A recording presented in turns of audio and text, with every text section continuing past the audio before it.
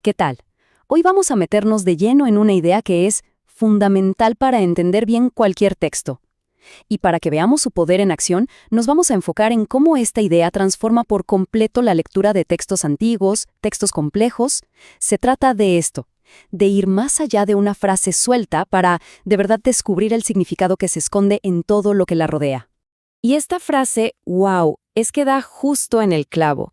Capta perfectamente el corazón del problema, ¿no? Esa idea de que podemos agarrar pequeñas píldoras de un texto, totalmente fuera de su estructura, solo para un alivio o una sensación inmediata. Es algo súper extendido, pero como vamos a ver, nos puede llevar a malentendidos garrafales.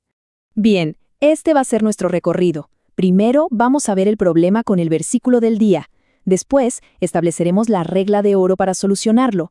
Luego aprenderemos un método práctico para aplicarla. La pondremos a prueba con 2 ejemplos clave y al final cerraremos con la gran idea que todo esto nos revela. Empecemos entonces con el primer punto. ¿Por qué es tan, pero tan arriesgado basar toda una idea en una sola frase? Bueno, es que, en el fondo, es como querer entender toda una conversación escuchando una sola palabra. Imposible, ¿verdad? A ver, este dato histórico es crucial. Las divisiones en versículos que todos conocemos hoy en día se añadieron en el siglo XVI, cientos y cientos de años después de que los textos originales se escribieran. Los autores no pensaban en frases cortitas, ellos desarrollaban sus ideas en unidades de pensamiento completas. Y esa unidad de pensamiento es el párrafo. Esa es la verdadera pieza base, el ladrillo fundamental del significado. Ignorarlo es como intentar armar un rompecabezas mirando una sola pieza. Es básicamente una garantía de que vamos a entender mal el mensaje completo. Ok, entonces, si el párrafo es nuestra unidad de estudio, ¿cuál es la herramienta principal que necesitamos para analizarlo? Bueno, aquí es donde entra en juego la regla más importante de todas en la interpretación de textos. Así de simple y así de poderoso. Esta es la ley, la que no se negocia. El contexto es el rey, es el que dicta el significado, el que tiene la última palabra. No podemos llegar a imponerle nuestras ideas a un texto. Al contrario, tenemos que dejar que su propio entorno nos diga qué es lo que significa. La palabra misma ya nos da la pista, ¿no? Contexto, o sea, lo que va con el texto, lo que lo acompaña. Y esa segunda frase es una advertencia que vale oro. En el momento en que sacamos una frase de su entorno, podemos hacer que diga prácticamente cualquier cosa que se nos ocurra, convirtiéndola en un pretexto para nuestras propias ideas. Perfecto, ya quedó claro que el contexto manda, pero ¿cómo lo analizamos de forma ordenada, sistemática? Porque no es algo abstracto, hay un método, y una buena forma de visualizarlo es como si fueran una serie de círculos, uno dentro del otro. Aquí están. Primero, el contexto literario. ¿Qué se dice justo antes y justo después? Es el vecindario del texto. Luego, el histórico. ¿Cuándo se escribió esto y qué estaba pasando en el mundo en ese momento? Tercero, el geográfico. ¿En qué lugar ocurren los hechos? Y finalmente, el cultural. ¿Cómo pensaba? ¿Cómo vivía la gente de esa época? Y esto es importantísimo. Si no hacemos el trabajo de entender estos círculos, es inevitable que terminemos proyectando nuestras propias ideas, nuestros valores modernos, sobre el texto. Es como ver una película en blanco y negro e insistir en que los personajes visten con colores súper brillantes. Sencillamente estamos distorsionando la realidad original. Ahora sí, pasemos a la parte más emocionante.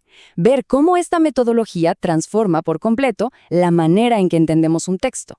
Vamos a analizar 2 ejemplos muy diferentes en los que el contexto lo cambia absolutamente todo.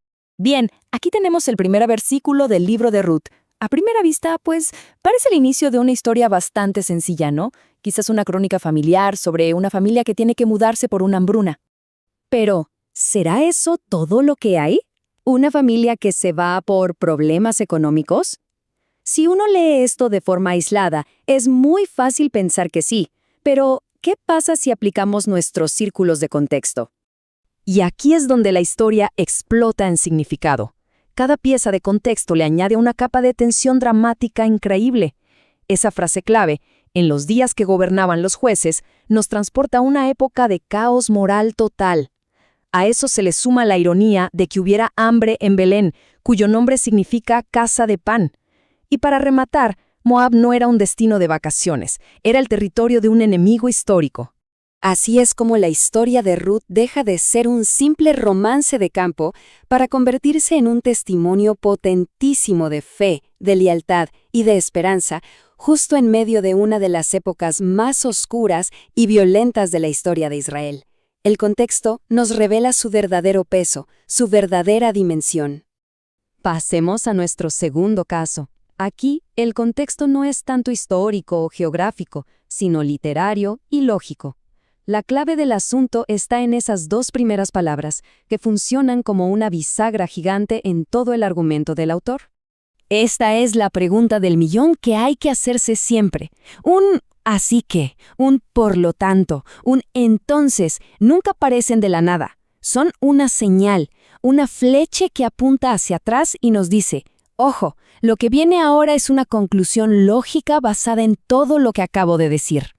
Y cuando miramos hacia atrás, vemos esta estructura perfecta. Los primeros 11 capítulos del libro son pura teología. Describen lo que Dios ha hecho. Es el credo, la creencia. Y justo a partir de nuestro versículo en el capítulo 12, el libro da un giro y se enfoca en instrucciones prácticas. Nuestra conducta. Ese así que es el puente que une la creencia con la acción. Y esta conexión, este puente entre el credo y la conducta, nos lleva a la gran conclusión de todo esto, que resume la importancia de entender la estructura que solo y únicamente el contexto nos puede revelar. Entonces, el punto crucial es este. El autor nos está diciendo que el comportamiento ético, eso de ser un sacrificio vivo, no es un intento de ganarse el favor de Dios. Para nada.